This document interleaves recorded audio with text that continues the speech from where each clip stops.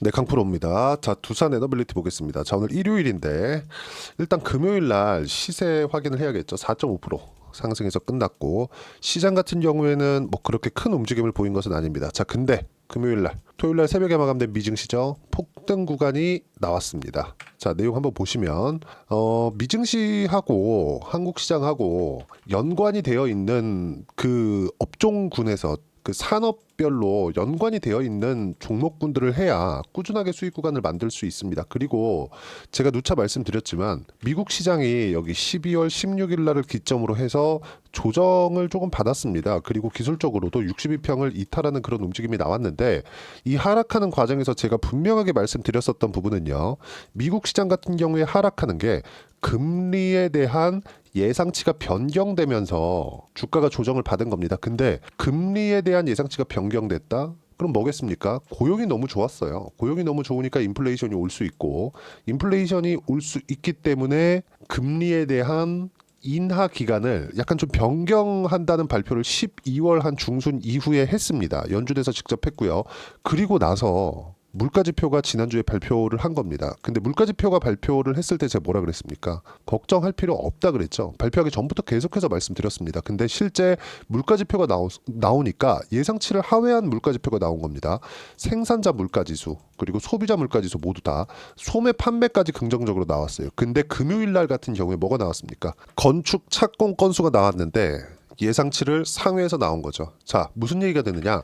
고용이 너무 좋다. 경기가 너무 좋아. 하지만 인플레이션이 약간 좀 걱정되네. 그래서 금리를 25년도에 조금 4회를 내릴 거였었는데 원래 이렇게 4회를 내린다고 발표를 했었거든요. 근데 4회를 내리지 않고 2회 정도로 줄일게 그래 버린 겁니다. 자, 그러니까 4회를 낮출 것을 가정해 두고 미증시가 상승 구간이 있었던 거죠. 근데 이 상황에서 뭐가 나온 겁니까? 2회로 줄일게. 할인율이 변경된 부분을 적용을 시키고 있었던 과정에서 조정이 들어온 겁니다. 그러면 이쪽 구간에서 뭐가 나온 겁니까? 주식 시장의 특징인 금리 전망에 따라서 선반영하는 움직임이 나왔었다는 거죠. 근데 물가지표가 나왔네. 물가지표에서는 어떻게 됐어요? 예상치를 하회해 버렸어요. 그러니까 고용이 좋아, 경기가 좋네.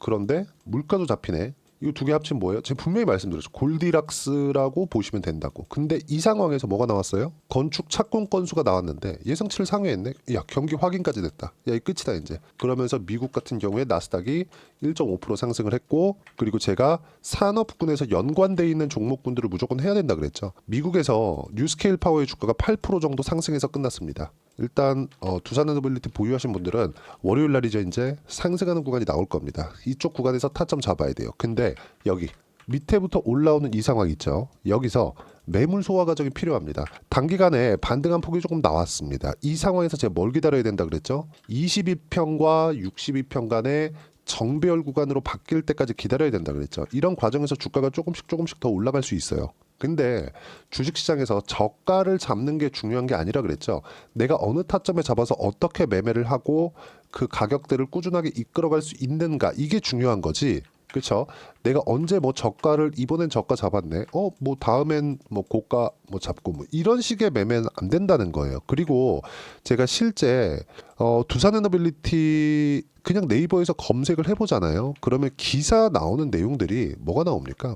별거 없어요. 재료에 의한 상승세가 아니라는 거예요.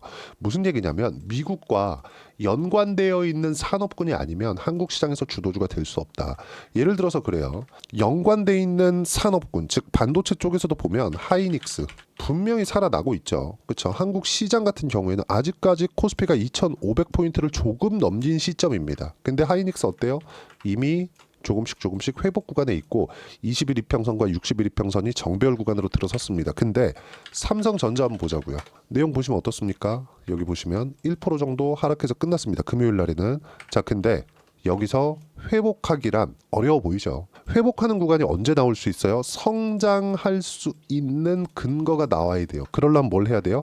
엔비디아 쪽으로 납품할 수 있는 내용들이 나와야 됩니다. 근데 지금 그게 가능합니까? 가능하지 않죠. 무슨 얘기냐면 내려간다는 소리가 아니에요. 먼저 반영해서 성장성, 삼성전자의 성장성이 꺾였다는 것을 먼저 반영해서 주가가 이미 하락을 했고 삼성전자 같은 경우엔 그래도 돈은 잘 벌고 있으니까 5만 원을 이탈해서 내려갈 수 있는 상황은 나오지 않죠. 그러면 시장을 방어하는 역할이 되는 겁니다. 여기서 삼성전자가 떨어지지 않았을 때 하이닉스의 주가 어때요? 조금씩 올라갈 수 있는 거예요. 만약에요.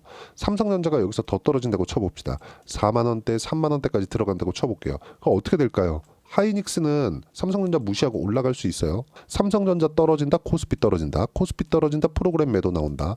프로그램 매도 나오면 하이닉스에서 버틸 수 있다고요? 절대 불가능하다. 물론 삼성전자만큼 꺾인다는 건 아닙니다.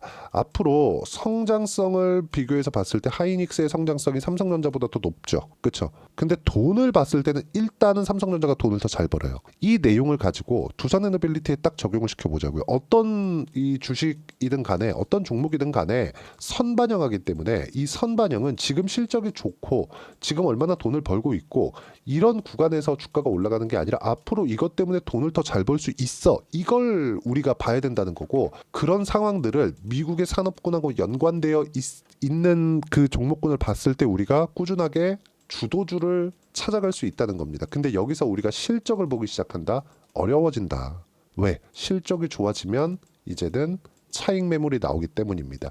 선반영했고 그 선반영하는 과정에서 주가는 이미 올라왔기 때문에 그 올라오는 상황에서 어쩔 수 없이 차익 매물이 나올 수밖에 없다는 거죠. 이건 미국 시장도 마찬가지예요. 근데 미국 같은 경우에는 앞서서 실적을 치고 달려버리니까 여기서 그냥 그쵸 그 매물대를 다 먹어가면서 올릴 수 있는 원동력이 생기는 거고 한국 시장은 그럴 원동력이 없습니다. 앞서가지 못하기 때문에. 대신에 미국하고 연동되어 있는 산업군을 공략했을 때 꾸준하게 주도주를 매매해 갈 수 있다는 점을 반드시 기억을 하셔야 되고 미국 시장 같은 경우에도 제가 누차 말씀을 드렸어요. 미국 시장 떨어질 때 걱정할 필요 없다. 미국 시장 떨어질 때 무조건 한국 시장에서 주도주만 매매해야 된다. 하지만 주도주는 미국 시장하고 연동이 되는 산업군에 있는 종목군들을 해야 되고 그 중에 하나가 AI 에너지 원전 쪽에 될 수밖에 없고 관련돼 있는 종목군으로는 뉴스케일 파워 이런 부분들을 제가 굳이 반도체를 비교해가면서 이야기를 드리는 게 하이닉스와 삼성전자 뭐랍니까? 메모리 반도체 그리고 메모리 반도체 어디 들어가요? 완성 반도체 들어갑니다.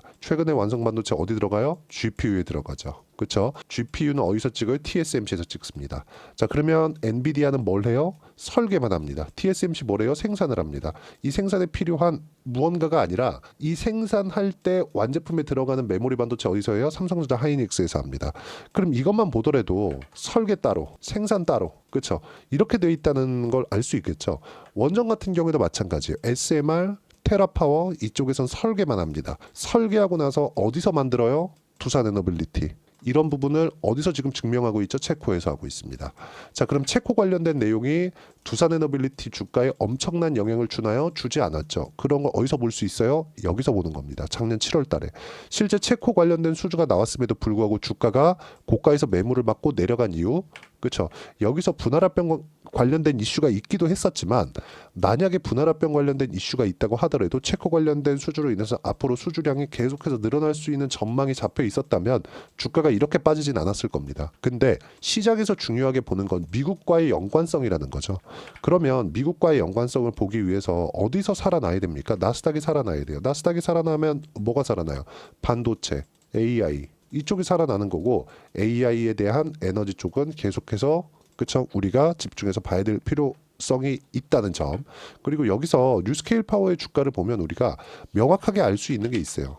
시세가 유지되는 쪽에서 우리가 매매를 해야 되는 이유가 이것 때문입니다. 그쵸? 정확하게 금요일날 8.3% 상승해서 끝났고 월요일날 이제 상승하겠지 이렇게 보시는 게 아니라 상승합니다. 월요일날 두산에너빌리티는 갭상승이 나올 거예요. 근데 그때 따라가는 게 아니라 정확하게 타점을 내가 이해하고 판단해서 가격대를 잡는 게 중요하다. 방향은 잡혔습니다. 이제 그쵸? 방향은 잡혔고 주도주에 대한 부분은 두산에너빌리티는 확실합니다. 두산에너빌리티뿐만이 아니라 우리기술까지 강세를 보일 거예요. 오히려 우리기술이 다음 주에는 단기적으로 시세를 더 낼 수 있어요. 근데 이 구간에서 두산에너빌리티, 우리기술, 두산까지 어떻게 포트폴리오를 구성하느냐에 따라서 상황이 완전히 바뀔 거고 미국 시장의 경기에 대한 상황까지 인플레이션을 잡고 경기에 대한 상황까지 우리는 확인을 했기 때문에 여기서 뭐가 나와요? 골디락스 상태에서 한국 시장하고 연관성이 있는 종목군들을 해야 된다. 이거 말고는 답이 없다. 한국 시장에서 어떤 종목이든 할 수 있는 게 아닙니다. 미국과 연관되어 있는 종목을 무조건 해야 되고 그 중에 하나가 두산에너빌리티 원전 쪽이다. 그리고 반등을 했다는 점 SMR이죠. 그렇죠?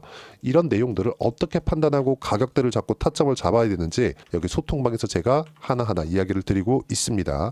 자, 주말인데도 불구하고 실제 제가 올려드린 내용입니다. 미국 건축 허가 건수 발표 예상치 상회, 미증시 폭등, 나이스한 고용, 물가 잡히고 경기 요인까지 골디락스가 완성됐다. 이런 골디락스에 대한 부분을 완성된다고 제가 지난주부터 계속해서 말씀드렸어요. 보세요. 쭉 올려서 보시면 자, 물가지표만 확인하고 내일 차익 실현과 종목 교체 예정이다. 조선주는 하나오션 40% 가까운 수익 중이라 50% 물량 덜어낼 예정. 이동은 주도주 내에서만 가능하다. 그러면 저는 하나오션에서 40% 정도의 수익 구간을 받기 때문에 이거 팔아서 두산에너빌리티 쪽으로 옮겨오더라도 상당히 여유 있게 매매할 수 있겠죠. 주도주는 어디예요? 바이오, 조선, 원전, 화장품, 로봇. 로봇은 레인보우 로보틱스까지만 가능하다. 타점 나오면 하면 됩니다. 이렇게 얘기를 했고, 자, 내용 보시면 오늘 이때가 언제냐면 1월 15일입니다. 쭉 보시면 오늘 미국은 소비자 물가지표가 나왔습니다. 어제는 생산자 물가지표가 나왔고 좋았다. 고용이 좋다, 경기가 좋다. 인플레이션 때문에 금리 늦게 떨어뜨리는데 생산자 물가지표는 예상치보다 큰 폭으로 하회했고 골디락스다 이미 이야기를 한 거예요. 근데 건축 허가 건수까지 나오면서 미증시가 폭등 구간, 이미 저는 충분한 수익 구간에 있지만 다음 주에 추가적으로 수익을 볼 수 있고 두산에너빌리티에 대한 타점까지 잡았을 때는 시장 대비해서 초과 수익까지 발생할 수 있다. 그래서 제가 주말까지도 이야기를 드린 내용은 한국 시장은 주도주만 매매 가능하다. 주도주는 어디예요? 미국과의 산업군이 연관되어 있는 부분. 이런 부분은 가격이 상승하는 부분으로 우리가 타점 잡고 매매할 수 있다는 점. 이런 내용들을 소통방에서 실시간으로 공유를 해드립니다. 어떤 종목을 잡고 어떻게 타점을 잡아야 되는지, 그리고 소통방은 모두 무료로 진행하고 있으니까 구독과 좋아요 눌러주시고요. 댓글 하나씩 달아주시고 입장 링크를 보내드릴 수 있게 여기 010-8713-1916으로 구독이라고 문자 보내주시면 소통방 입장 링크를 순차적으로 공유를 해드리도록 하겠습니다. 가격만큼 중요한 게 없고요. 가격에 대해서 이해를 했을 때 꾸준하게 수익을 볼 수 있다는 점. 자, 그럼 제가 하나오션을 포함해서 어떤 식으로 그동안 매매를 해왔는지, 그리고 두산에너빌리티를 어떻게 잡아올 건지 그 부분을 한번 보시면, 저 12월 달에 굉장히 어려운 그 시장 환경 속에서도 유한양행 포함해서 뭐 리가켄바이오나 이런 종목군들 잡았고요. 하나오션을 충분히 잡아냈고요. 그런 결과 유한양행 어때요? 그렇죠? 13.5%의 수익 구간에서 1월 8일 날 매도 구간을 잡았고요. 하나오션을 보더라도 마찬가지예요. 한화오션. 자, 내용 보시면 어때요? 36%, 1월 16일. 그렇죠? 근데 확인하고 매매를 했다. 싸게 살려고 노력한 흔적이 전혀 보이지 않죠. 주식시장은 이렇게 매매를 해야 된다는 점. 자, 그러면 원전을 이야기하니까 두산에너빌리티로 봐야겠죠. 어때요? 상승하는 구간에서 매매를 했죠. 꾸준하게 수익 구간 만들죠. 다시 올라오죠. 다시 타점 잡아야 됩니다. 자, 그리고 원전 하면 빼놓을 수 없는 종목이 있죠. 우리기술. 자, 우리기술. 자, 내용 한번 보시면 어때요? 8%, 23% 꾸준하게 수익 구간 만들어내죠. 이제 다시 반등하는 구간이 나왔기 때문에 타점 잡으면 된다. 이런 부분들을 소통방에서 무료로 공유를 해드리도록 할 테니까 구독과 좋아요 눌러주시고요. 댓글 하나씩 달아주시고 여기 010-8713-1916으로 구독이라고 문자 보내주시면 소통방 입장 링크 순차적으로 공유를 해드리도록 하겠습니다. 두산에너빌리티 원전 관련돼서 한국의 정치 불확실성이 너무 심화되다 보니까 걱정을 하시는 분들이 있을 것 같습니다. 근데 제가 절대 걱정하지 말라고 말씀드렸고 다음 주에는 이제 드디어 타점이 나온다. 그 타점에 대한 부분을 소통방에서도 공유를 해드립니다. 실시간으로 다 무료로 진행을 하지만 이런 식으로 이론적으로는 우리가 어떻게 봐야 되는지 그 부분은요. 여기 두산에너빌리티의 단기 보유 전략. 단기는 2주입니다. 2주 동안 내가 어떻게 수익 전환시킬 것인가 그 부분이고요.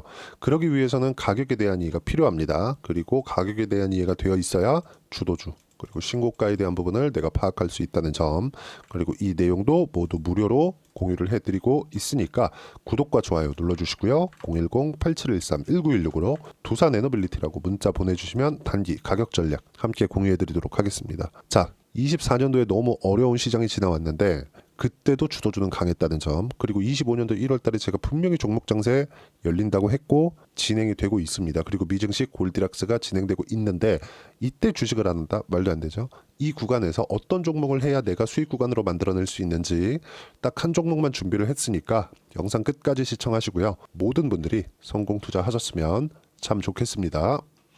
자, 여전히 시장은 녹록지 못합니다. 이런 상황이 벌어지는 건 어쩔 수 없습니다. 이런 상황에서도 수익이 나는 종목들의 구조는 변하지 않습니다. 즉 대시세 종목에 대한 구조는 변하지 않는다는 거고, 실제 제가 소통방에서 지속적으로 이야기를 드리고 있는 내용도 대시세 종목이나 시장 주도주를 공략하는 건 철저하게 가격 분석을 하라고 이야기를 드리고 가격 분석 이후에는 이슈에 대한 파악 그리고 이슈를 파악하고 나서는 다시 내가 얼마에 매수할지 그 타점에 대한 부분을 지속적으로 언급을 하고 있습니다. 자, 근데 생각해 보세요. 시장이 굉장히 어려웠습니다. 어려운 상황에서의 어떤 종목들이 강했냐 보면 반도체와 그리고 바이오입니다. 자, 실제 여기 보면요. HLB에 제가 실제 매매한 내용을 띄워놓고 보여드리고 있는데 1월 22일부터 매매를 시작해서 4일 동안 31%의 수익 마감이 됐고요. 그리고 여전히 신고가 종목입니다. 자, 그리고 그 다음 어보브 반도체 이름을 보시다시피 반도체 종목이죠. 그리고 AI 반도체는 지속적으로 강세를 보이고 있습니다. 이 종목도 신고가를 먼저 달성한 이후에 제가 21%의 단기간에 21%의 큰 수익을 내고 마감이 됐습니다. 다시 재공략을 준비하고 있고 이런 부분은 소통방에서 다 공유를 해드립니다. 자, 그리고 코세스. 자, 코세스 같은 종목도 당연히 그쵸 신고가 종목이고요. 그리고 반도체 종목입니다. 이 종목도 영업일 기준에서 이틀 동안 대략 한 15%의 수익 마감이 됐습니다.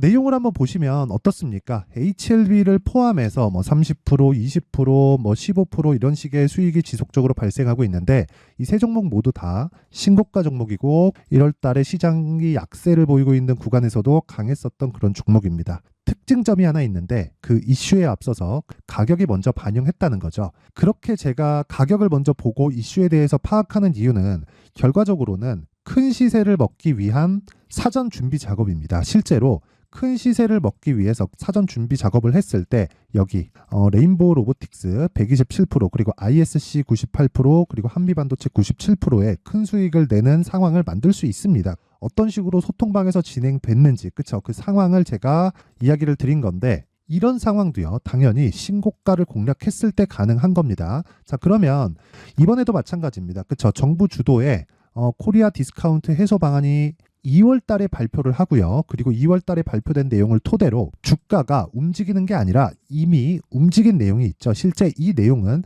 크게 중요한 게 아니라는 겁니다. 실제 움직인 내용을 보면 자, 기아차입니다. 실제로 12월 달에 신고가를 만들어 놓고 정부에서 입김을 불어 넣으니까 순식간에 기아차를 포함해서 현대차 같은 거대 기업들의 주가가 2주도 채 되지 않아서 40% 정도의 큰 시세를 냅니다. 자, 그러면 우리는 어떤 종목을 봐야 될까요? 이슈를 파악해야 되는 것도 맞지만 철저하게 가격에 맞춰서 매매를 해야 되는 게 당연히 중요합니다. 정부가 주도하는 정책 방향이 있겠죠. 그 방향에 맞춰서 우리가 종목을 찾을 필요가 있다. 자, 그러면 답이 나왔습니다. 정부가 주도하는 방향에 맞춰서 제2의 기아차를 찾는 게 지금은 중요하다. 근데 정부 정책의 방향에 맞게 가자. 그랬을 때 앞서서 제가 보여드렸었던 내용인 여기 레인보우 로보틱스 127% 그리고 ISC 98% 그리고 한미반도체 97%와 같은 수익을 낼 수 있습니다. 물론 시간에 대한 부분은 최소 2주의 시간이 필요하고요. 그리고 최장 3개월 안에 끝내야 됩니다. 자, 기아차의 시세를 보셨던 것과 같이 2월 달에 정부 정책의 방향이 결정되고요. 바로 3월 달이면 시행입니다. 자, 그러면 우리는 거기에 맞춰서 당연히 종목을 찾아야 되고 제가 제2의 기아차를 찾아놨습니다. 제가 아까 전에 소통방에서 이야기를 드렸었던 내용 다 공개를 해드렸는데 그 내용처럼 종목만 받고 싶다 하시는 분들은요. 상단에 있는 제 전화번호로 대시세, 자, 대시세라고 문자를 보내주시면 정부 정책의 방향에 맞는 종목을 모든 분들에게 무료로 공개를 해드리도록 하겠습니다. 자, 제가 원하는 건 채널 성장이 목적입니다. 자, 그래서 구독과 좋아요 꼭 좀 부탁드리고요. 모든 분들이 정부 정책에 맞는 방향으로 매매를 이어가서 큰 수익 보셨으면 좋겠습니다.